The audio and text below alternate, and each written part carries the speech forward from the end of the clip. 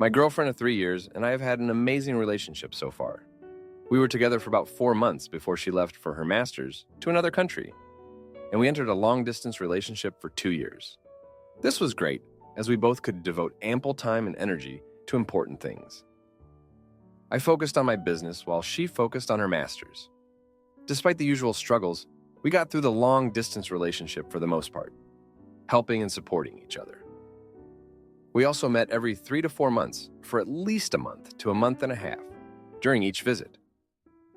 Prior to her departure, we both decided to give up alcohol. For me, it was purely for health reasons. For her, it was for health reasons and because she becomes easily intoxicated and needs assistance when drunk. Countless times, she has gotten drunk after just 1 or 2 drinks, and I have had to take care of her for the night. She also mentioned that she hooked up with a guy in the past before we met, and her only reason was that she was drunk and he approached her. Despite this, I still trusted her and didn't let fear bother me. We would occasionally drink lightly whenever we met, just for the sake of it. She finally completed the last semester of her master's, and she and a couple of her classmates decided to go party. She asked if she could drink, and I enthusiastically agreed since it was her graduation party. I told her that I'm proud of her, I love her, and to call me if she needed anything. I have acquaintances who live in the neighborhood who can give her a ride or take her home if necessary. I did have a small fear in the back of my mind, but I shrugged it off. I had recently met her parents, and they liked me. They even mentioned that once I completed my master's, I was going to the same country for my master's because my business was doing well and I could take time off. They would be happy to have me as part of their family. I was overjoyed and bought a diamond ring to propose to her when I finally arrived there. Additionally, I was accepted into my dream university for my master's in the same country. So I was on cloud 9 thinking about how amazing life was going to be. Well, she texted me last night around 10:30 p.m., saying she's a little drunk and then went offline. I saw snaps her friends were posting and saw her in them dancing. So I assumed she was okay. The next day, around noon, one of her friends, who had never texted me before, messaged me saying we needed to talk. I was weirded out but agreed. She called me and began recounting the incidents that had occurred the previous night. My girlfriend had gotten drunk, and a guy from her group started getting close to her. They ended up making out right at the table in front of everyone. Everyone present knows she's dating me, as I had previously met all her friends and spent time with them. The only person who didn't know was the guy she cheated on me with, who was a new addition to the group. Apparently, they were making out for a good 20 minutes while everyone was trying to intervene. She even sent a couple of snaps from her phone which showed them making out. I confronted her, and she has been begging me, apologizing, and crying uncontrollably. She is experiencing panic attacks. In my head, I know that it's over. It's a difficult decision to make, but I have to. How do I approach her parents with this situation? There's no gentle way to bring this up, and I am both numb and very angry. I am worried that I might say hurtful things out of anger. I saw a future with this woman. I had all the boxes checked, including the approval of her parents. Now I feel lost. Edit. Any general advice is appreciated. Advice from people who have been through similar situations, people who have experienced infidelity and coped with it, and anyone who can offer closure or explanations.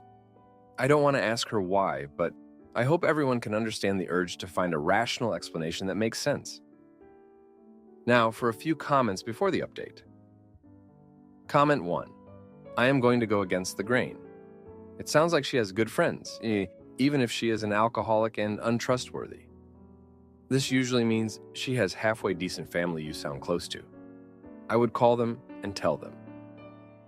Just leave it as you are sorry you have to walk away. But you do. She kissed another man in front of several people and cheated by doing so. So you have to walk away. Leave it at that. Don't say more than you need to. Comment 2. Firstly, really sorry this has happened. And you're right, I'm not sure why you would continue in the relationship after this. So ending it is the right way forward. Personally, I'd do that quickly and cleanly. Go no contact because of the temptation to go back. In terms of her parents, I don't get that. They're her parents, not yours. So she tells them, you don't get involved, or am I missing something? Now for the update. Hello everyone, a lot has happened since my last post. After confronting my girlfriend about her cheating, I thought the worst was behind us. but life had other plans. 2 days later, I got a call from her parents. They were frantic, saying she hadn't come home. Since our confrontation, my heart sank. Despite everything, I couldn't bear the thought of her in trouble. I reached out to her friends and we all started searching. Late into the night, we found her at a local hospital, unconscious from a drinking binge. The guilt hit me like a truck. I stayed by her side, waiting for her to wake up. When she finally did, the look in her eyes was one I'll never forget. She was ashamed, broken. She told me that she couldn't face what she had done to us, to me. She said it was a moment of weakness, a mistake that she'd regret for the rest of her life. I wanted to be furious, to scream and shout, but seeing her so vulnerable, so human, it did something to me. I couldn't help but remember all the good times we had, all the plans we made. It was like a part of me still clung to the hope that we could go back to how things were. But then, her phone buzzed.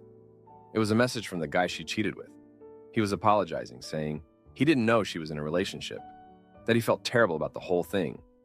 That message changed everything. It was like a switch flipped in her, and she started defending him, saying it was all her fault, that he was just an innocent bystander. I couldn't believe it. After everything, she was still protecting him. It was a slap in the face, a betrayal all over again. I walked out of that hospital room feeling a mix of anger and pity. I was angry at her for what she did, for her lies, for making me feel like a fool. But I also pitied her, for the mess she'd made of her life, for the pain she was in. It was a confusing mix of emotions that I couldn't quite sort out. The next day, her parents came to me. They were worried about her, about us. They said they understood if I couldn't forgive her, but they also begged me to consider the years we'd spent together, the love we shared. They reminded me of how happy we were, how we were planning a future together. It was a low blow, using my own dreams against me. But they were desperate, and I could see it in their eyes. They didn't want to lose me, not just as a potential son-in-law, but as someone who had become part of their family. I was torn.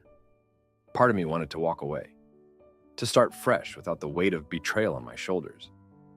But another part of me, the part that her parents had appealed to, wanted to forgive, to try and rebuild what we had. It was a moment of weakness, maybe, or maybe it was the remnants of the love I still felt for her. In the end, I did what many would consider the unthinkable. I forgave her. I told her that we could try to work through this, that I was willing to give us another chance. I felt weak, desperate even, as if I was clinging to the remnants of a relationship that had already been shattered. But I couldn't help it. I still loved her, despite everything. Her parents were relieved, grateful. They thanked me, promised to support us in any way they could. My girlfriend was in tears, promising to make it up to me, to never hurt me again. I wanted to believe her, I really did. But a part of me knew that things would never be the same again. We're trying to move forward now, to rebuild the trust that was broken. It's not easy, and there are moments when I doubt my decision, when I feel like I should have walked away when I had the chance. But I'm committed to trying, to seeing if we can salvage something from the wreckage of our relationship. Thank you for reading. Thank you, Aita, for staying with my husband after discovering his affair with a male escort while he battles cancer. My 34-year-old husband has recently been diagnosed with testicular cancer. Part of the reason he saw a doctor in the first place was a swollen testicle and accompanying pain. We made love on Saturday, but he couldn't finish. When I asked why, he said he was sore. I accepted it and we went to sleep. He saw the doctor the following Monday and was officially diagnosed then. Prior to that, it had just been his fears. Last night, I saw his browser history for Sunday. 1. He looked at Locanto listings for male escorts in the local area. He looked at 9 in total. What's important to me here is he searched for Locanto before navigating to the male seeking male page, which suggests to me he knew what he was looking for. 2. He then searched Google for young hot guys jerking off. The number of links in the history suggests he looked at 25 pictures on this result. 3. His final search was for cute young CCK. He looked at maybe 10 of these images. I confronted him immediately, and at first, he pretended he had no idea what I was talking about. He then said, "I don't even know what that was for." And then he told me that he was scared because his weenie was unresponsive, that he was trying to handle himself to Pic's videos of me, us, and it wouldn't get hard. He then said he freaked out, and that was his reaction, to see if it did anything. He said he started with the listings and then went to corn, had a flick through, and then closed it when it didn't do anything for him. I asked him if he had tried this sort of thing before, and he said yes when he was much younger, and that it didn't do anything for him. If this is true, what I don't understand is why he didn't think, oh, it hurts and I couldn't finish during intimacy last night, is probably the pain. Why he wouldn't try anything physical with me if he was really concerned about the non-responsiveness of it. Why he wouldn't try straight corn. I've previously asked him not to watch corn because, full disclosure, I'm insecure and would rather us make some hot videos for him to enjoy. But it would be easier to understand than this. Why he suddenly couldn't get hard on Sunday after we had intimacy fine on Saturday. Why gay escort listings were his first port of call. What he was looking for in the listings that would have turned him on. Why it took him looking at 25 images of penises to realize he wasn't interested. Why he would then do a new search for something quite closely related. Why the search terms seem to have preferences, cute, young, etc. To be honest, if he came clean and said, yeah, I like to watch this, then I'd be okay with it after an adjustment period. I told him this, but the escort listings, he's never ever even hinted that he might be interested in men. I've asked. Please help. I have no idea what to do and don't know who this man is anymore. Do I get a divorce and run for the hills? Update. For what it's worth, I don't think he has cheated on me in the past. I always know his whereabouts, and we have each other's location. I can find no evidence that he has contacted anyone in relation to these listings. Concerning, though, is the last few links he opened have titles including smooth and teen, and I want to be sick. Now, for a few comments before the update. Comment 1. This is just my guess. Your husband is probably a closeted bisexual or gay man. He has been hiding this part of himself his whole life. However, when faced with his uncertain mortality, he decided to explore the desire that he has long suppressed. Not saying what he did is right. It is not. You probably should confront him again, just providing a possible explanation. Comment 2. Straight dude here, commenting to confirm that I would never even consider searching for something like that, no matter the circumstances your husband was in. Your husband is either gay or bisexual, but he's definitely lying to you. I agree with the other commenters who said he probably realized his mortality and is now looking for something he's always wanted. Now, for the update, thanks for sticking around. A lot has happened since my last post. So after the whole internet history thing, I thought we were going to work through it. But then, my husband's phone buzzes late at night. I see a message from a number not saved in his contacts. It's a picture message, and my heart sinks. It's from one of the male escorts he looked up. The message says, "Had a great time last week. When can we meet again?" I'm shaking as I confront him. He swears it's a wrong number, but I don't buy it. I can't. The trust is shattered. I can't sleep, so I start digging. I go through credit card statements, emails, everything. And there it is, a charge from a hotel on a day he said he was working late. I feel like I'm in a nightmare. I confront him again, and this time, he breaks down. He admits he was curious, that he thought he might be bisexual, and he wanted to explore that side of him before the cancer could take away his chance. He says it was a one-time thing, that he loves me, and he's sorry. I'm torn between anger and pity, but I can't just sit with this. I need to know more. I contact the escort, pretending to be my husband, asking for details of their encounter. The escort spills everything, not knowing he's talking to the wife. It's worse than I thought. They've met multiple times and my husband was planning to see him again. I'm disgusted and heartbroken. I don't know what to do. I think about leaving, but then the doctor calls. The cancer has spread. My husband needs me now more than ever. I feel trapped. I decide to stay to care for him, but I'm dying inside. I tell him I know everything and he just cries, apologizing over and over. I don't know if I can ever forgive him, but I can't leave him like this. The next day, I get a call from a woman claiming to be the escort's girlfriend. She's furious, saying she found my number in his phone and thinks I'm the other woman. I tell her the truth and she's shocked. She had no idea her boyfriend was seeing men on the side. We're both victims of lies. We end up talking for hours, finding solace in our shared pain. I'm stuck in this mess, caring for a man who betrayed me, while also forming an unlikely friendship with the girlfriend of the escort he was with. It's a twisted sense of solidarity. I'm here, nursing my husband, while part of me wishes I could just walk away. But I can't, not now. I've accepted this terrible situation, thinking I'm doing the right thing, but I'm not sure if I'm just lying to myself. Thanks for reading through this mess. Aita for yelling at my wife over a shopping trip and making our daughter cry. This was probably a long time coming, but today, for the first time ever in 12 years, married for 10 years, I raised my voice at my wife over what might seem to be something extremely trivial. We have 2 daughters, 8 and 5, and they couldn't be more different. Our older one is much closer to me, whereas the younger one is slightly closer to my wife. Our younger one has been bugging us to get her a new pair of shoes for a while now. She loves dressing up. I've been trying to explain to her that she has plenty of shoes that still fit her, but it's basically not been working. And finally, a few days ago, my wife gave in and agreed to go shopping with her to get her a new pair. I wasn't too amused when I learned about this, but wasn't too bothered about this at that time. Now, both my older daughter and I are not fans of shopping.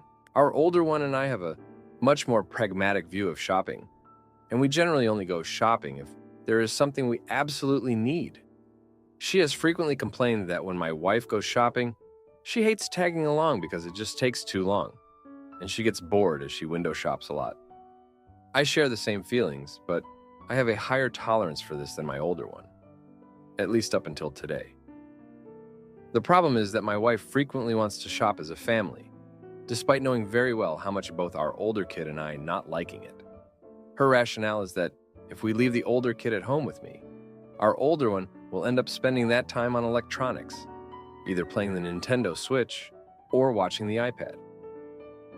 Here's what happened exactly on this fateful day itself. Our older kid still had some homework due during the middle of the week. Coincidentally, I also happened to have a very difficult and stressful week at work. I talked with my older one and suggested that my wife could just go shopping with my younger one, since, after all, she was the one who agreed to buy her the new shoes, while I could stay home with our older one and help her out with her homework, plus have a bit of rest. That to me seemed like a win-win situation, but my wife wouldn't have any of it. She said that she didn't trust that our older one would be focused enough to spend the next few hours on her homework, and that she felt that I would just let her do whatever she wanted to. That is, spend time on electronics, since I would be resting. To be fair to my wife, my older one does have a bit of a procrastination problem with her homework, but generally she is doing okay in school, so I don't have too many concerns yet. Anyhow, I held my ground this time, saying that I'm not going and that I will make sure that our older one finishes her homework. My wife got pissed and angrily said that if we're not going, she's not having dinner with us tonight. That's when I snapped. I raised my voice for the first time ever in our marriage, unfortunately in front of both kids, and basically yelled at her, saying that I'm tired of her emotionally blackmailing us to do an activity, shopping, with her the two of us loathe. The older one started crying, thinking it's her fault, and my wife just took the little one and stormed out. I did manage to talk with my older one in private later, and she calmed down, but I still feel really bad for creating what must be a traumatic experience for her. My wife and younger one came back later, past the kids' regular bedtime, but she did not even attempt to talk to me and just proceeded to sleep in the other bedroom with my younger one.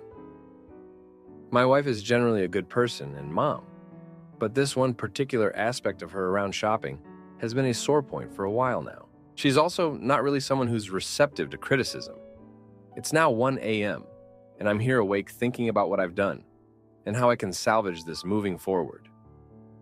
Now, for a few comments before the update. Comment 1. Yelling at somebody about a problem never solves the problem. And yelling at the mother of your kids in front of your kids about emotional blackmail is a lot, my guy.